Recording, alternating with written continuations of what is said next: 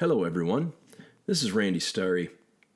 It has been 1 year since I retired after 38 years in the investment advisory business. This past year has been very gratifying. My main concern before retiring was to make sure that clients would be comfortable with the transition and my team members would also be comfortable in their roles. After 1 year, I can honestly say that the plan has worked. We've had very little, if any, turnover of clients. The team has grown assets with existing and new clients. They know their roles, and they're generally happy working with each other. There are 2 segments to this recording. The first part deals with some of the things you should consider in planning a succession.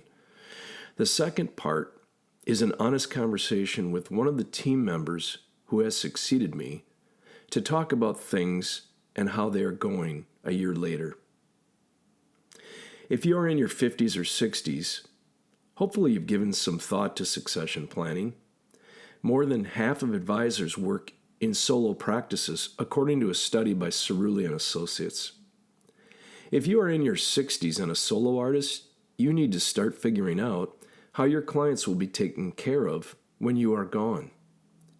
Another study from J.D. Power and Associates indicated that 20% of financial advisors will retire in the next 5 years. If you have that kind of window, time is running short for you to get that succession team in place. Why not be on a team? Succession planning is certainly one good reason to form or be part of a team. According to Cerulli again, team-based practices have $13 million more per advisor in net asset flows, and they also have more money under management.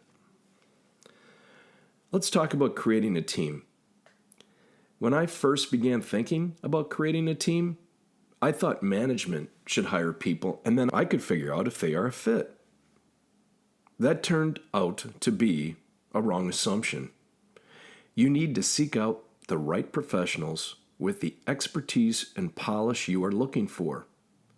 The most important determinant in hiring is what your gut tells you about that person.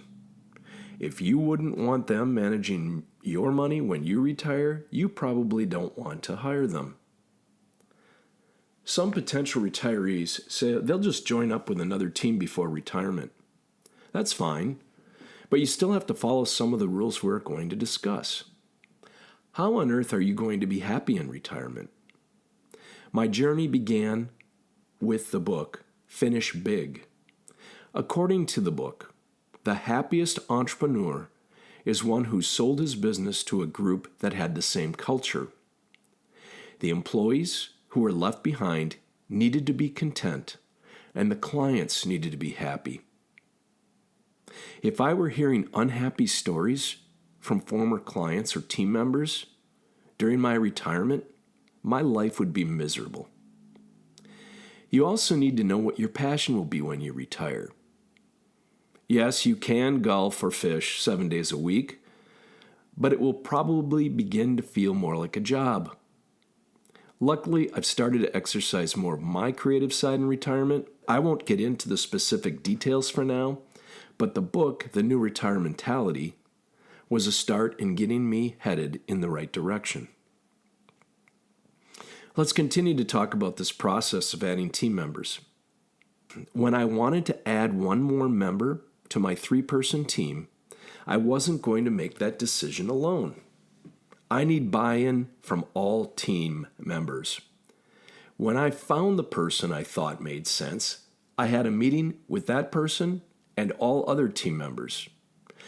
I needed the other team members to tell me that they felt strongly about working with this person. What about hiring family? I hear a number of financial advisors indicating that their offspring will be succeeding them. You want to be a little careful about that. You put a lot of pressure on your kid. They start out with an assumption by others that the only reason they are hired is because they are your relation. My team did end up hiring my son, but I told them they had to decide to hire him, and he had to report to them, not me. They needed the ownership in that decision. I would not impose that on them. He also did happen to have the right background and demeanor for the team, and he was starting in a junior role. Now let's discuss timing of a transition. I think the transition should be a minimum of 3 to 5 years. We usually have a bear market during a 3 to 5 year time frame. I think it's important to test the mettle of a team during trying times. Our team dealt with the COVID collapse in March of 2020. I saw firsthand that my team was able to step up and be there for our clients during that difficult time. It also takes time to develop trust between clients and team members. 1 or 2 years just isn't enough time to transfer that trust to those other team members. Obviously, it's important to get your team members in front of the clients where possible. For local clients, that meant including other teammates in face-to-face meetings. But what about introducing them to those in the other 34 states we worked in? We started a podcast in August of 2019. I'm not saying everybody needs to start a podcast, but you need to find a way for remote clients to get exposure to others on the team. The podcast was a way to provide a client connection. They could listen to the podcast when it was convenient for them and ultimately learn a little bit more about the people that make up the team. Let's talk about one of the devices we used to keep some perspective on the timing of the senior member's retirement. I like to call it the countdown. Once I had the team that I knew would succeed me, we started the clock running to my eventual retirement. The clock began at 36 months. We would have that as an agenda item for every client meeting. They would know exactly when I was retiring and would be counting down to that date with us. Who benefits from the countdown? Well, clients benefit because they know how much time they have to find the team member that gives them the most comfort. Team members benefit because they know how much time they have left to learn what they need to know about systems, processes, and general knowledge. And finally, I, the retiree, benefit because I know how much time I have left to figure out what I'm going to do with my spare time in retirement. As the countdown wore on, I transferred more and more of my daily duties to the other team members. It was important for us to know that they could handle the workload when I walked out the door. They really wanted to be on autopilot before I left. With 11 months to go, I was working about 10 hours a week. That's right, about 2 hours a day. In the meantime, I was finding ways to fill that time with other activities that I would find rewarding. I hope you find some of these thoughts helpful in guiding you to your succession planning. Now we're going to have a discussion with Ross, who is the strategist for my successor team. So it's been a year since I turned the reins over on my business. And so we're here with Ross Johnson, who's the team leader. And I've got a lot of questions for Ross after a year has passed. So thanks, Ross, for helping out. Absolutely, Randy. I'm glad to finally hear your voice. I mean, you haven't been in touch with us at all. You just packed up and left and never reached back out. And we don't talk once a week or communicate via the appropriate on-channel text. You're every other week or talk every 3 weeks. I learned a lesson long ago that unless you need me, I'm going to stay out of your business and let you do what you need to do. So you guys are busy. So I get it. No, you've been amazing even after the fact, and I say that in jest because we got together and we've had lunch a couple times. And when you came back to Wisconsin, we got beers last year and we're doing it again this year. And the transition's been well, and I think it's been because you were ready and you've really worked at it. So that was kind of my first question, how things are going. I mean, how do you feel the last year has gone? The last year has been amazing. Obviously, we've had some good tailwinds with the market, which helps, but putting in the time and effort that you put in, that the team put in over the last 4 years, 5 years, put us in a position that we at least had a game plan to work through, that it was, not just picking up pieces and guessing if something would break, how to fix it. It was driving things forward and continuously trying to make improvements that would make our lives easier. So what do you think has worked? What did we do right? I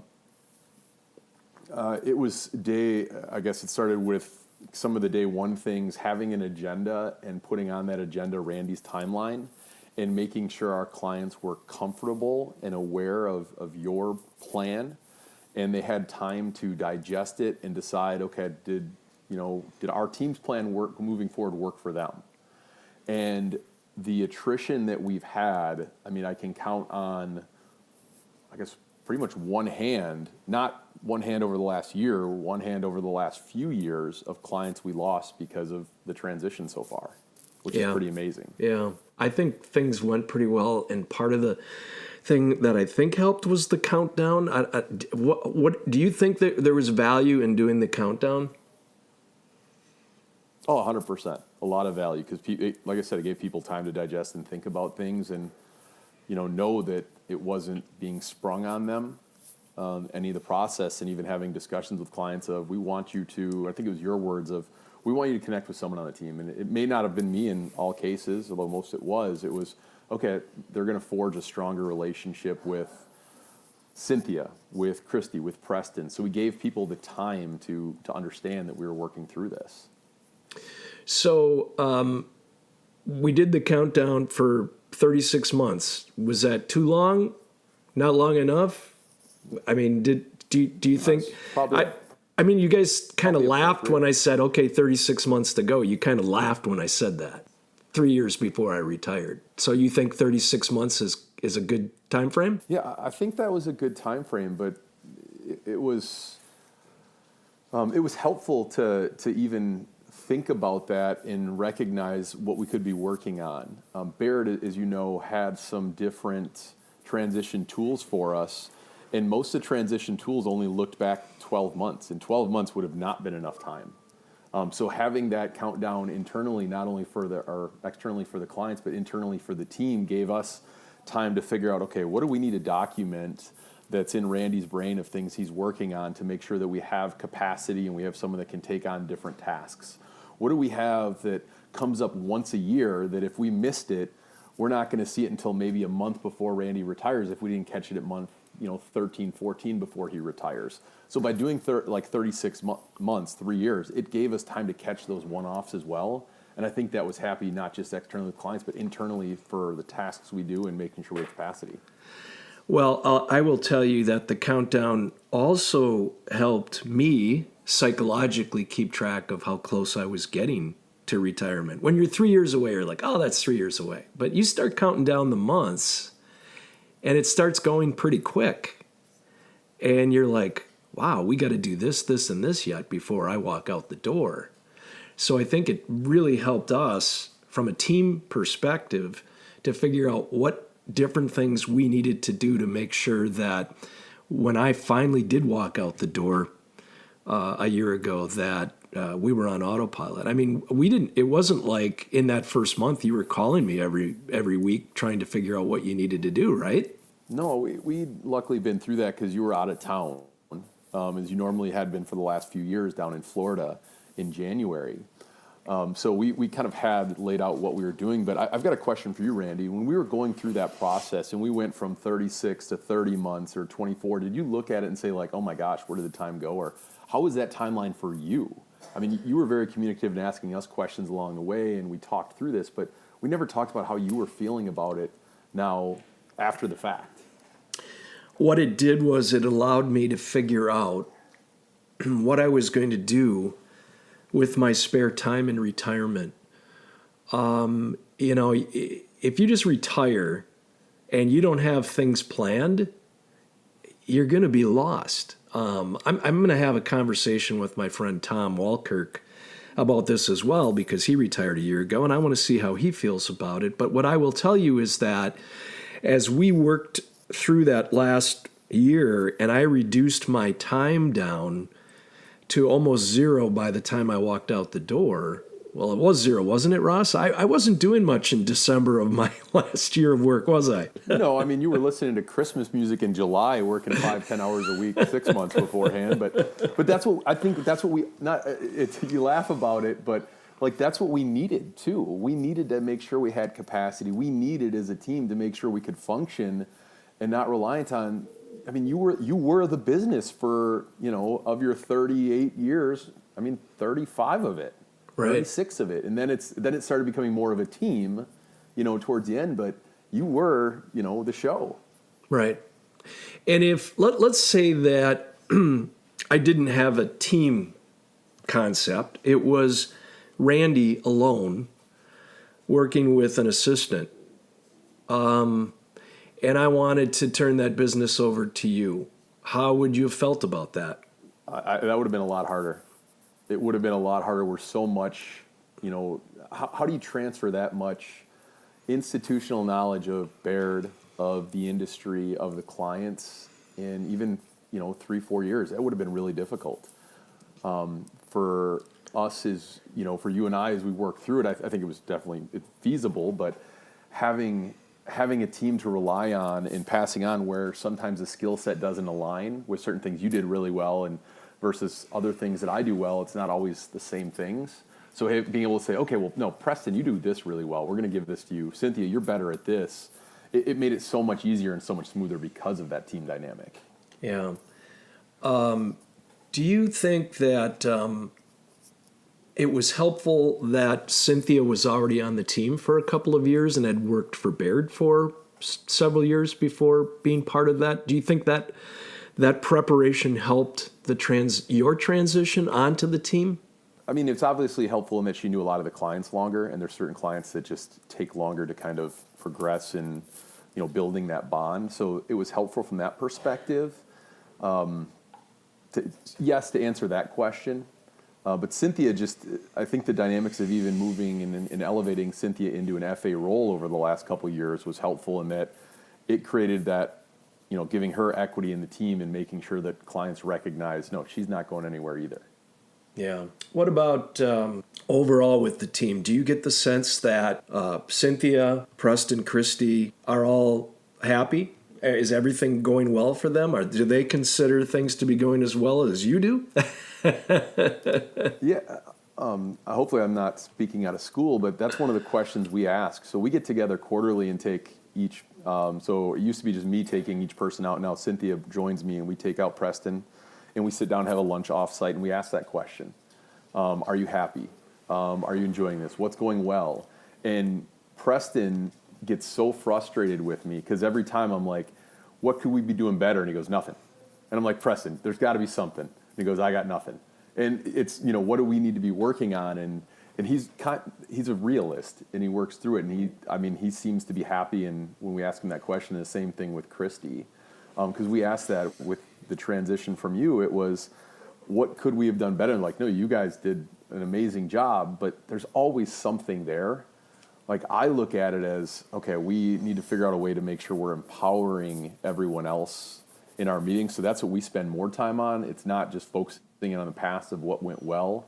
It's how do we make, keep the good times going and keep the good vibes going. And you did a great job of this.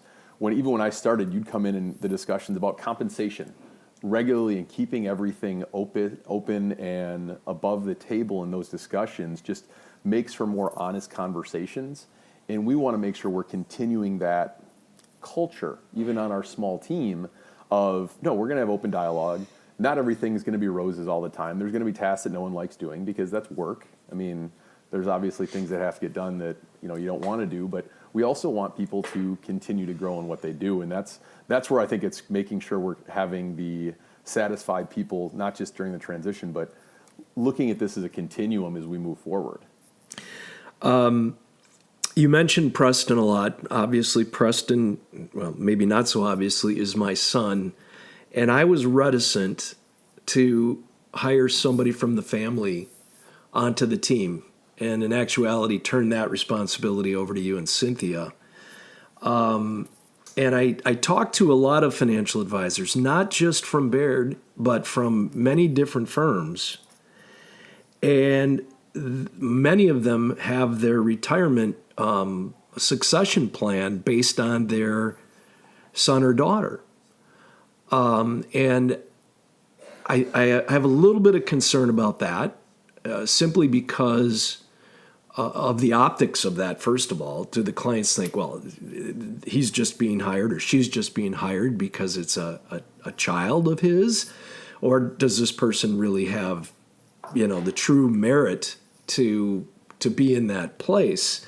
So do you feel that we did the right thing in terms of when we hired Preston, the process that we used to do that? Yeah, I know when we brought Preston in, it was more of my pushing than your pushing or pulling, and it was, he and I had discussions, and we had an opening when Debbie retired, and we talked with him, and it wasn't the right time for what we needed on the team, for where Cynthia was in her career. And when we then continued those discussions a little bit later on to kind of backfill for Cynthia and her growth within her career, Preston was the right fit, and we've been very happy with that, and I think that worked well. To your question of, or kind of talking about the optics, I don't know the right answer. I mean, is you have other advisors, some advisors, their child may be the perfect fit for what they need and what they do and what they bring to the table. But I can also say that we've brought in, and last year was an amazing year from a growth perspective on bringing in new clients and new assets. And a fair amount of them were because, okay, I didn't get to choose my advisor. My current advisor brought in their kid, and now they gave me to him without having a discussion about that. My advisor's retiring and their child is taking over, and I didn't have a chance to build that trust. And we've brought in a lot of clients, so it's been helpful. But I know there's a lot of good teams in Baird that were, the child is a great fit, and they know the business and they know the culture, and they can step in. So we're lucky in that we kind of get a little bit of both. We have someone that, Preston is a bit of a legacy, and it's great as he continues to progress in his career. Hopefully we can get him to that point that he wants to take on some of that responsibility. But even right now, some of the relationships he's built as your son, or some of our clients that say, oh, I remember when you were a little guy and I met you here, or I met you at this client event, and they kind of have an instant connection that dates back 15, 20 years. And or some of your friends or clients that became friends, or friends that became clients, they remember him, and they can see him and what he brings to the table, and the amazing kind of man he's turning into, and it's pretty cool. Well, that is nice to hear. I guess obviously as a father, that's nice to hear. But what's also nice to hear, and I'm very proud of, is what you and Cynthia and the team is doing in terms of maintaining the clients. There's as you mentioned, there's very little turnover of clients. You're bringing in new assets. You're getting referrals from those clients. That tells me that you're doing the right thing. And I would have to say that it'd be very difficult for me to be retired and hear negatives, either that the team's not getting along, the team isn't happy with the position that I left them in, the clients aren't happy, clients are leaving, et cetera, et cetera. I have heard nothing like that in the past year. And I think that's a credit to what you guys are doing. You're doing what needs to be done. You're taking care of people. And I like the way have the team structured so that we're constantly looking to the next generation as well. I think that's critically important, and a lot of people don't think about that. But at some point, you're going to be old like me, Ross. I'm already losing my hair and going more gray. Although, was it last time you thought I was coloring my hair when you saw me? A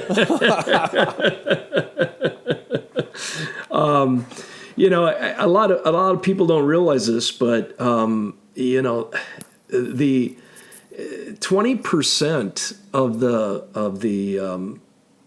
the financial advisors are going to retire in the next 5 years. It's over 100,000 people that are going to retire. And so when you think about it, and then if you look at who's going to replace you, if you hire a rookie, do you have any idea what percentage of rookies fail right now? I have no clue. I asked, when I went through the training program, I asked that question because Baird was making a transition from solo advisors to more teams.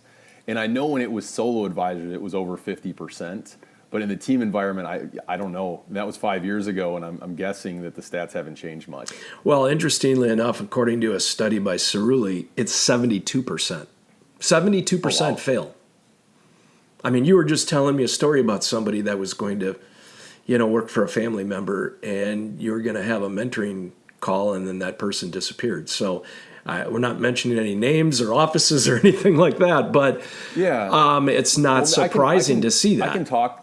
I can talk through a little bit. So Baird was trying to work through something with Next Gen Advisors who have been there for a little bit. So it's 3 to 10 years of service with Baird as an advisor, and they had reached out and they'd asked me through a survey if I wanted to be a mentor or mentee, and I said, well, I'd rather be a mentee and work with someone that's running a business, because even though I think we've done a great job through the transition, I love to learn, and I don't want to recreate any wheels. So if I could continue to glean information and make improvements to our practice, I wanted to do that.